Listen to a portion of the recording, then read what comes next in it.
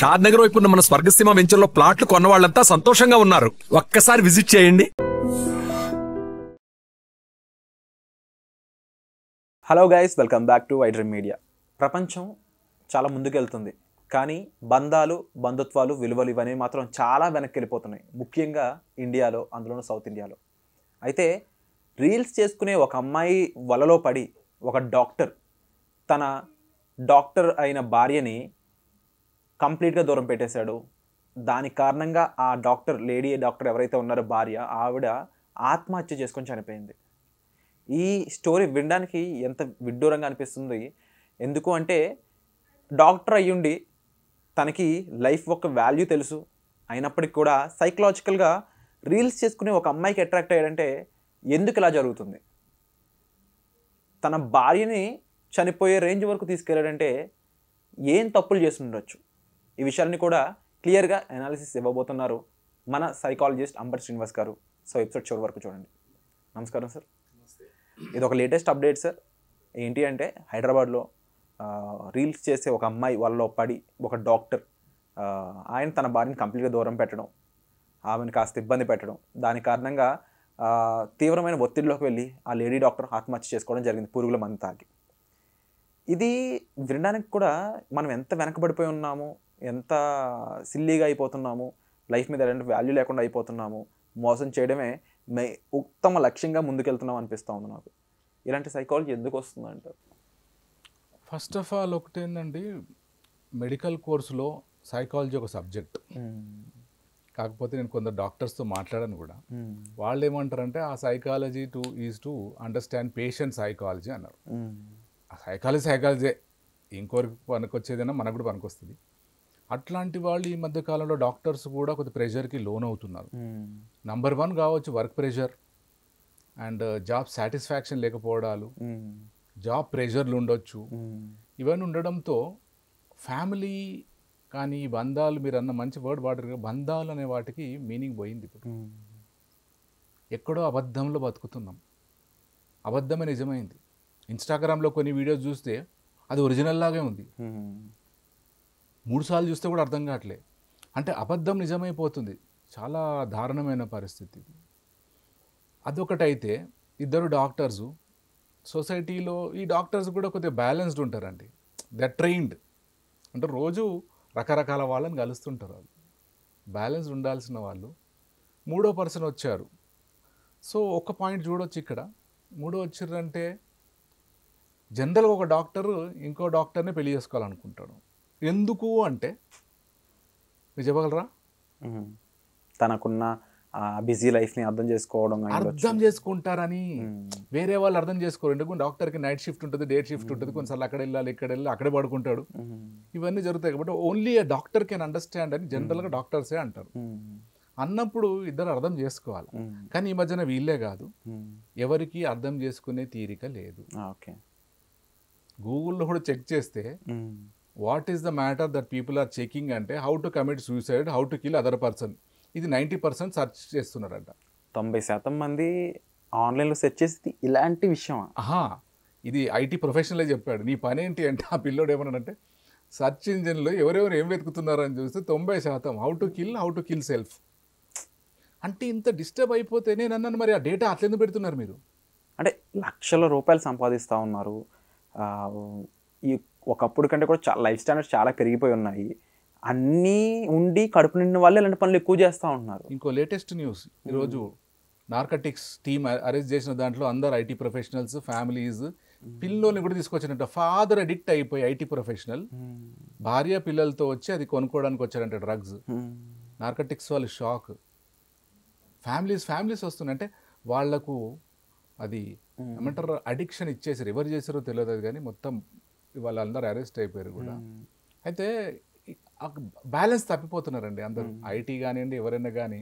మనము జనరల్గా 5 day work అంటారండి ఐటీలో, అదర్ 2 days ఫర్ రిలాక్సేషన్. కానీ ఏ కంపెనీలో లేదు అది. మన హాలిడేస్ కూడా ఉన్నాయి, హాలిడేస్ లాగా లేవు. సండే హాలిడే అంటే మనం ఇంకా జర్మన్లో ఎవరికి ఫోన్ చేయొద్దు, ముందు మెసేజ్ పెట్టాలి. నంబర్ 1, ఇంటికి వెళ్ళే ముందు పర్మిషన్ తీసుకొని వెళ్ళాలి. మనకు అట్లా లేదు. ఎప్పుడన్నా ఎవరైనా ఫోన్ చేస్తుంటారు, నిద్ర లేదు, రాత్రి లేదు, పండగ లేదు. So everyone is disturbed. అందులో మనం వీళ్ళది కొద్దిగా బాధాకరం, డాక్టర్స్ కదా, మనందరికన్నా కొద్దిగా ఎక్కువ తెలిసిన వాళ్ళు. Yes sir no, human psychology కానీ they are treated like God. వాళ్ళు కొద్దిగా బ్యాలెన్స్ ఉండాలి. మరి అది పర్సనల్ మ్యాటర్ ఏముందో, ఇద్దరు ఉద్యోగాలు దూరం ఉండడంతో ఏదో ఉండొచ్చు, ఆ వర్క్ ప్రెషరు, ఇంకా కొన్ని చూస్తే అసలు చాలా పేమెంట్స్ కూడా తక్కువ ఉన్నాయి డాక్టర్స్కి. అదొక పెద్ద సబ్జెక్ట్. అది ఐ వాజ్ షాక్డ్. పేరుకు మాత్రమే డాక్టరు, చాలా దారుణమైన పరిస్థితులు ఫినాన్షియల్వి. అక్కడ ఎంబీబీఎస్, ఎండి, ఎంఎస్, ఎంసీహెచ్ అని రాసున్నాయి, కానీ చాలా ఉంది. వాళ్ళు బయటకు చెప్పరు, వాళ్ళు క్వైట్గా ఉంటారు జనరల్గా. మనలాంటి వాళ్ళు అన్నీ చెప్పేస్తాం, జీతం సరిపోలేదు, ఇది సరిపోలేదు, డబ్బు సరిపోలేదు, ఫ్రస్ట్రేషన్ అని. ఎక్కడ చెప్పుకోవాలో తెలియలేని పరిస్థితులలో మరి ఈ రీల్స్ అమ్మాయి కనబడి మాట్లాడుకున్నారేమో, మరి మాట్లాడుకోవడం, కాంటాక్ట్ కావడం ఇవన్నీ జరిగి ఉండొచ్చు. అది ఆ మోజులో పడిపోయి వైఫ్ని నెగ్లెక్ట్ ఈయన ఫ్రస్ట్రేషన్లో ఉంటే మరి వైఫ్ కూడా ఫ్రస్ట్రేషన్లో ఉండాలి కదా. డెఫినెట్లీ తను డాక్టరే కదా. Yes sir no. అయితే తను సూసైడ్ మాత్రం కరెక్ట్ కాదు. తప్పు చేసిన వాళ్ళకి ఏం బాధ లేదు, కానీ తనకి ఎందుకు? You always have an option to run away from the decision of committing suicide. బతకడం ఇంపార్టెంట్.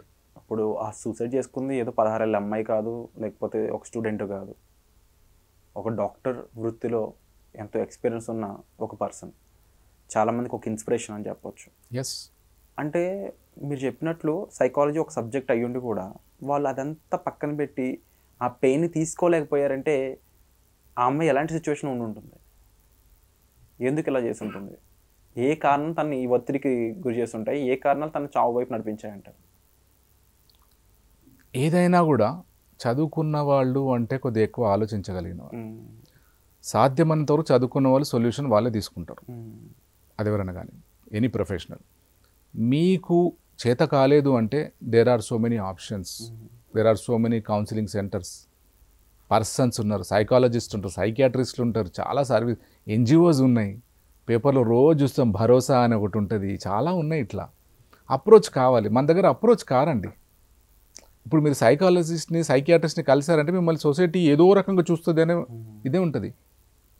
ఓకే, సో అప్రోచ్ కావాలి. ఇది ఎవరైనా కానీ, మనం ఎవరైనా కానీ కొన్నిసార్లు మనకు సొల్యూషన్ వస్తే వచ్చింది, లేకపోతే ఇమీడియట్గా. అందుకే సైకాలజీలో ఒక మాట అంటారు, if you don't find a solution for a problem within first 20 minutes, okay, take the help of someone అంటాడు. ఈ 20 minutesలో నువ్వు దానికి ఎట్లాంటిదైనా రావచ్చు, మీకు ఈ సూసైడ్ అటెంప్టే రావచ్చు, ఐడియానే రావచ్చు, కానీ నా వల్ల కావట్లేదు ఇంకా చావే అన్నప్పుడు ఇంకొకరితో మాట్లాడాలి. చావు అని సొల్యూషన్ కాదు. ప్రపంచంలో చాలామంది సున్నాయి బయటకు వచ్చిన వాళ్ళు ఉన్నారండి. ఆస్తులు పోయి అన్నీ పోయేసి మళ్ళీ వచ్చిన వాళ్ళు ఉన్నారు చాలా. అందుకే చదవాలి, ప్రపంచాన్ని తెలుసుకోవాలి, బయట ప్రపంచం ఏం జరుగుతుంది. Yes or no? True, definitely. చెప్పుకోరు అందరూ, చాలా ఉంటాయి. ఈ ఎపిసోడ్లో ముఖ్యంగా నేను జనాలకి ఐటమ్ ద్వారా తెలియజేయాల్సింది ఏమనుకున్నానంటే, మోర్ దెన్ అందరికీ కంటే కూడా ఈ సూసైడ్ కమిట్ అవ్వాలనే ఆలోచనలు చాలామంది ఉంటూ ఉంటారు. బహుశా ఈ వీడియో వాళ్ళ వరకు రీచ్ అవ్వాలని, ఆ రీచ్ అవుతున్న వాళ్ళకి ఒక్క మాట మీరు చెప్తే ఆ మాట ద్వారా వాళ్ళు ఈ సూసైడ్ని పక్కన పెడతారు అనేటట్టు అయితే ఆ మాట ఏంటి, ఆ ధైర్యం ఏంటి? ఎస్, చెప్తాను. మనల్ని విమర్శించే వాళ్ళ లిస్ట్ మాత్రం చాంతాడంత ఉంటుంది. అవును. మన ప్రతి ఒక్కరికి నేను ఎప్పుడు ఎక్కడైనా కూడా ప్రతి ఒక్కరికి 20 మంది అన్కండిషనల్ అడ్మైరర్స్ ఉంటారు. మీకు తెలీదు, మీకు కూడా 20 మంది ఉంటారు. విరాట్కి 20 మంది, వాళ్ళు చెప్పలేవి విరాట్ నేను లైక్ చేస్తా అని చెప్పలే వాళ్ళు. ఆ చిన్న పిల్లలను మొదలు పెడితే ఫ్యామిలీ వాళ్ళు, ఫ్రెండ్స్, రిలేటివ్స్, మీ టీచర్స్, స్టూడియోలో కొంతమంది ఉంటారు, వాళ్ళు చెప్పలే. ఏదైనా జరిగినప్పుడు మాత్రం అంటారు అయ్యో ఐ లైక్ హిమ్ అని. సో అట్లాంటి వాళ్ళని గమనించి లిస్ట్ పెట్టుకోవాలి first. Who are my unconditional admirers? చిన్న పిల్లల ఫ్యాన్స్ ఉంటారు, వాళ్ళతో ఉన్నారనుకోండి, వాళ్ళని గుర్తు చేసుకున్నారనుకోండి, ఓకే నేను ఇదే ఒక టెక్నిక్ వాడుతాను. నేను గుర్తు చేసుకుంటే you will never think of any wrong decision. 20 మంది మిమ్మల్ని అన్కండిషనల్గా లవ్ చేస్తూ ఉన్నారు, అన్కండిషనల్, ఏది అడగరు మిమ్మల్ని, జస్ట్ మీకు ఆవద ఉంటే వస్తా అంటారు వాళ్ళు. Yes sir no? రాని వాళ్ళనే గుర్తుపెట్టుకుంటున్నా, నాకు ఎవరు లేరు అంటారు. రాంగ్ ఇది. అందుకే నేను ఏమంటా అంటే జనరల్గా మనకి ఎవరన్నా నచ్చితే, మంచిగా అనిపిస్తే ఇమీడియట్గా చెప్పేయాలండి వాళ్ళకి. ఓహో నన్ను కూడా లైక్ చేసేవాళ్ళు ఉన్నారా అని ఉన్నప్పుడు ఎప్పుడు ఇబ్బంది కలిగిన వాళ్ళు కాంటాక్ట్ చేస్తారు కదా, మీకు మూడు బాగాలేకపోతే. డెఫినెట్లీ. మూడు బాగాలేదండి, ఏమో అనిపిస్తుంది అంటే వచ్చేసేయండి అంటారు. నాకు కూడా ఉన్నారట కొంతమంది. కొద్దిగా మెసేజ్ పెడితే ఈజ్ ఎవ్రీథింగ్ ఆల్ రైట్ అంటారు. ప్రతి ఒక్కరి లైఫ్లో అలా ఉండాలి. పెట్టుకోవాలి లిస్ట్, మనమే పెట్టుకోవాలి. మనం చెప్పాల్సింది వ్యూవర్స్కి ఇదే, 20 మంది కంపల్సరీ ఉంటారు, ఇంకెక్కువ కూడా ఉండొచ్చు. నేను 20 అని ఒక నంబర్ పెట్టుకున్నాను. చిన్న పిల్లలు పెద్ద వరకు. మీరు వాళ్ళకి సెలబ్రిటీ, మీరు హీరో వాళ్ళకి. మీరు అంటారు నేనేం హీరో, నేను మామూలే. నీ ఉద్యోగం మామూలు కావచ్చు కానీ నువ్వు హీరో చాలామందికి, నువ్వు ఇన్స్పిరేషన్ చాలామందికి. వాళ్ళతో మాట్లాడితే అంత వెళ్ళిపోతుంది. అండ్ ప్రతి ఒక్కరికి లైఫ్లో ధైర్యం కావాలి. ఆ ధైర్యం మీకు నచ్చిన వాళ్ళు అయి ఉండొచ్చు. ఒక్కొక్కసారి వాళ్ళకి వాళ్ళ ధైర్యం అవ్వాల్సిన సిచ్యువేషన్ కూడా వస్తుంది కదా సార్. కావాల్సిందే, ఫస్ట్ కావాల్సింది మీకే కావాలా.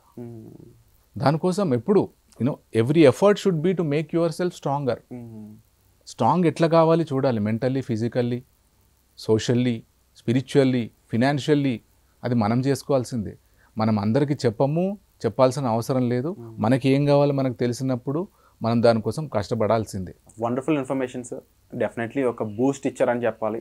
అండ్ మీరు చెప్పినట్లు ఈ విషయాలు మన లైఫ్లో పాటించినట్లయితే చాలామందికి లైఫ్ అనేది కాస్త తేలిక అయినట్టు అనిపిస్తుంది.